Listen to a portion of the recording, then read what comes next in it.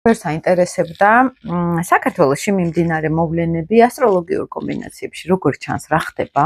საერთოდ მუნდალურ ასტროლოგიაში, ანუ ქვეყნების ასტროლოგიურ რუკაში ძალიან ბევრი რაღაცები ერთად უნდა შეიკრას, რომ მართლა რეალურად რაღაცა მოხდეს.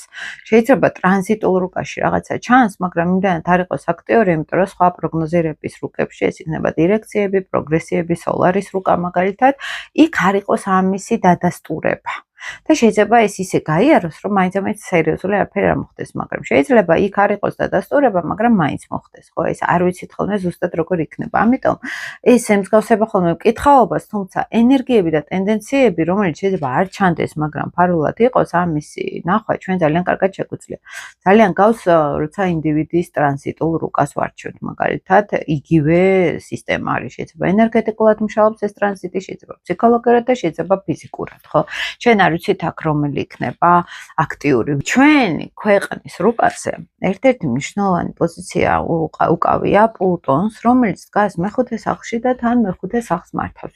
მეხუთე სახლი ქვეყნის რუკაზე, ძალიან მარტივად რო გითხრათ, ეს არის ახალგაზრდობის ენერგია, ეს არის ოპტიმიზმი ერის ცით გამოხატვა, შემოქმედებითი უნარები, სპორტული შეჯიბრებები, ხელოვნების სფერო, მაგალითად, მეხუთე სახლში ჯდება იმედები ახალგაზრდების, მაგალითად, რომ აი ჩვენ შემოქმედებითად გავიშლებით და რაღაცებს გავაკეთებთ საინტერესოს და პლუტონი ეს არის მძიმე ენერგია, მძიმე ტრანსფორმაციის ენერგია, სიკვდილ-სიცოცხლის ენერგია არის. 91 წლიდან დაიწყო ეს რუკა, ჩვენ აქედან გვაქვს უკვე ეს ენერგია და კლასიკურ მუნდალურ ასტროლოგიაში მეხუთე სახლში პლუტონი და თან მთვარეს გვიკვადრატებს ეს პლუტონი და ეს უკვე ხალხს ერს ეხება მთვარე, ეს ერი არის თვითონ და დანაკარგები, მაგალითად ერის დანაკარგები იქნება ეს ფიზიკურ დონეზე და რამდენი ომი გვაქვს გამული ამ ბოლო 15 წლის მანძილზე, ასევე